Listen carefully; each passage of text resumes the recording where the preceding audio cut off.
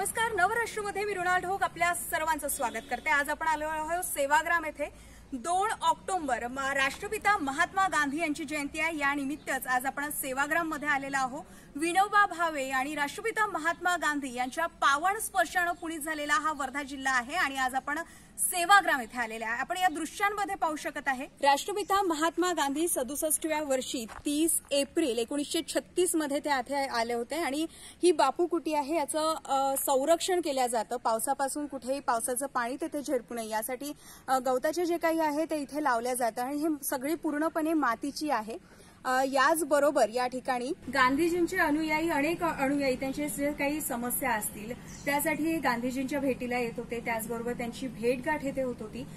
त्यामध्ये कस्तुरबाजीची कुठेतरी अडचण निर्माण होत होती। हे जेव्हा गांधीजींच्या लक्षात आलं तेव्हा त्यांनी बा कुटी निर्माण केली। ही बा कुटी आहे, आपण इथे पाहू शकत आहे कशा पद्धतीने ही मातीची आहे। त्याचबरोबर जे दरवाजे ऐकून जे पूर्व काळात जसे दरवाजे राहत होते त्याच पद्धतीने इथे आजही त्यांची संरक्षण जी आहे ती आजही जपणूक इथे केलेली आहे।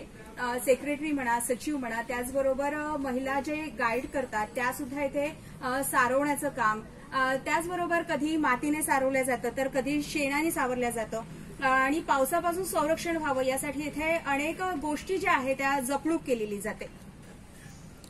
याचबरोबर सेवाग्राम आश्रमामध्ये सकाळ संध्याकाळ आजही प्रार्थना केली जाते।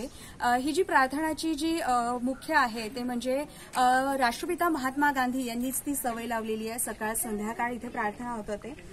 एक क्षण मला आठवतो, इथे प्रार्थना स्थळावर नेहमीच बापूजी एखादे तरी वेळा बापू मौन धरत होते आणि हे मौन धरत असतानाच त्यांनी तुकडोजी महाराज यांना पाचारण केले होते की त्यांनी पत्रव्यवहार केला होता की त्यांनी एकतरी वेळा इथे यावं आणि सेवाग्राममध्ये वास्तव्य करावं। त्यावेळी ते तिथे आले होते आणि तुकडोजी महाराजांना त्यांनी भजन गायण्याचा आग्रह केला होता आणि त्यांनी भजन गायले आणि बापू एवढे ते तल्लीन झाले होते भजनामध्ये की त्यांना ते आठवण राहिलेलं नाही की त्यांचा मौन आहे ना, आणि ते सुद्धा त्या भजनामध्ये तल्लीन होऊन ते भजन गायला सुरुवात केली।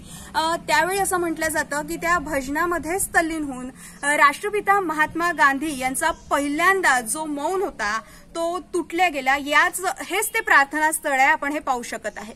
याचबरोबर अनेक दर्शनार्थी येथे येत असतात आणि उद्या गांधी जयंती आहे। गांधी जयंतीच्या पार्श्वभूमीवर इथे अनेक कार्यक्रम राबवले जाणार आहे। यामध्ये राज्यपाल उद्या येणार आहे वर्ध्यामध्ये, इथे सूतकताई करणार आहे। याचबरोबर याच प्रार्थनास्थळी ते नतमस्तक होणार आहे, अभिवादन करणार आहे। यानंतरही अशाच बातम्या आणि घडामोडी बघण्यासाठी बघत रहा नवराष्ट्र नववार्ता। मृणाल ढोक, वर्धा।